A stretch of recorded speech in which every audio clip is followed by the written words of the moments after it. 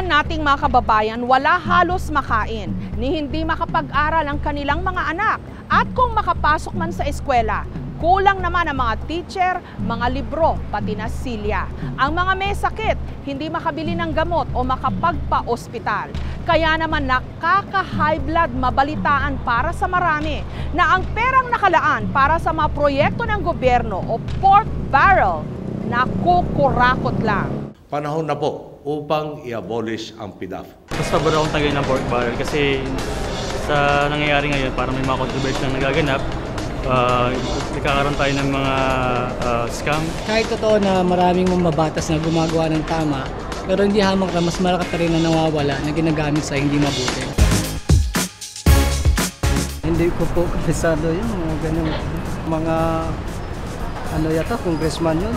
Yun yung yun yung pondo ng gobyerno na dapat na ilaan sa mga mahihirap. It was good. It was used in development. It's true that it is a weakest point for corruption.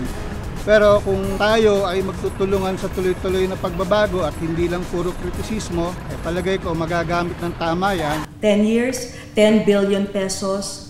Anong comment? Wow, napakalaki niyan, 10 billion peso.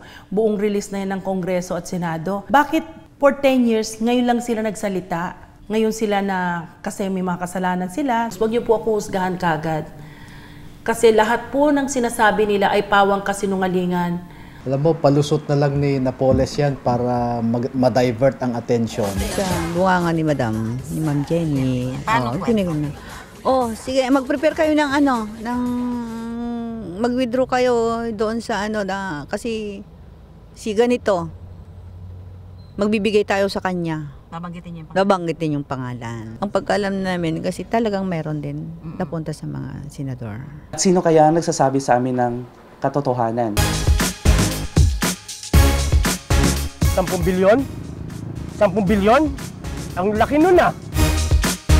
Dear Janet, hindi ko alam kung makakarating sa'yo itong sulat na ito.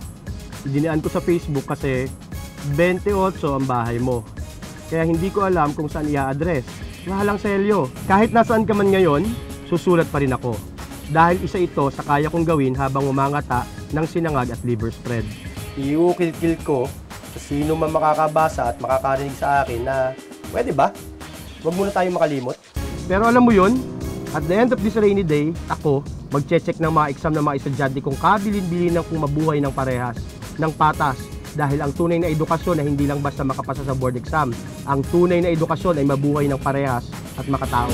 10 billion is about 100 pesos per Filipino. When you think about it, kung 100 million tayo, di ba?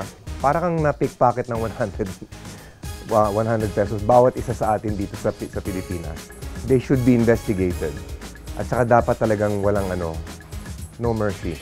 10 bilyong ninanakaw ninyo sa mamamayan, kaya na nitong pag-aralin ang milyong-milyong kabataan, serbisyong sosyal kagaya ng kalusugan at mabahay. Jose Renato Espiritu, isang hamak na tricycle driver lang at kumikita ng halagang 200 piso. Biro mo, ang laking pera ang nawala sa atin. Napakalaking bagay na tulong sa amin yan. Makabili ng bigas, ulam.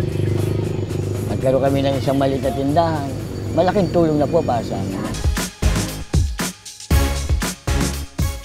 Yung gagamitin mo na lang sana had it not been paid for tax para sa consumption ng family mo. Napunta doon sa tax na yan. And yet, iba lang, sa ibang purpose lang ginagamit. Nakakagalit. Okay naman yung ginagawa ng gobyerno sa mga tax natin. Nararamdaman niyo po? Oo. May pagbabago naman eh. Tapos makikita mo, mararamdaman mo, ang laki-laki na binabawas. Asan yung mga binibigay namin? Pag nakikita mo yung saan napupunta lang yung ating buwis talagang nakakatabad magbayad ng tama talaga. Yung tax ko lang parang pwede nang pang down sa condominium sayang.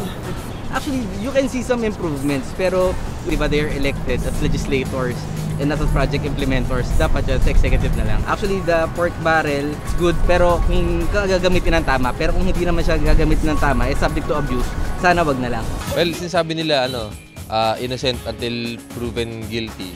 Pero sana magpakita na siya. Kasi yung tatakbo-takbo siya. Daming estudyante hindi nakakapag-aral. Sana kanila na lang yung 10 billion na yon. Marami-raming bagong scholar ng bayan mapapag-aral na. Now that meron ng warrant, ba't ka nawala?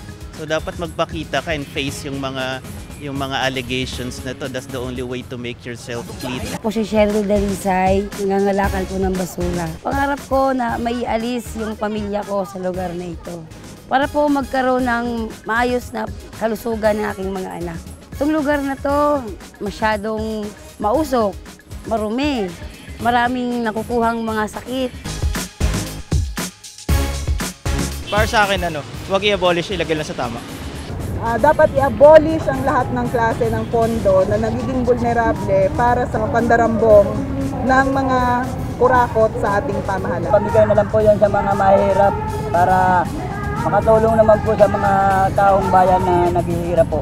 Dahil habang nananatiling nananaba at tumataba, lalong lumulusog ang kaban ng mga senador at kongresista na ito, patuloy naman na nananatiling malnourished, nagugutom, naghihirap ang mas nakararaming mamamayang Pilipino. So siguro since naandyan na yan, ang gagawin lamang ng ating pamahalaan ay ililipat ito to actual departments. Ngayon wala nang control dapat ng mga kongresista.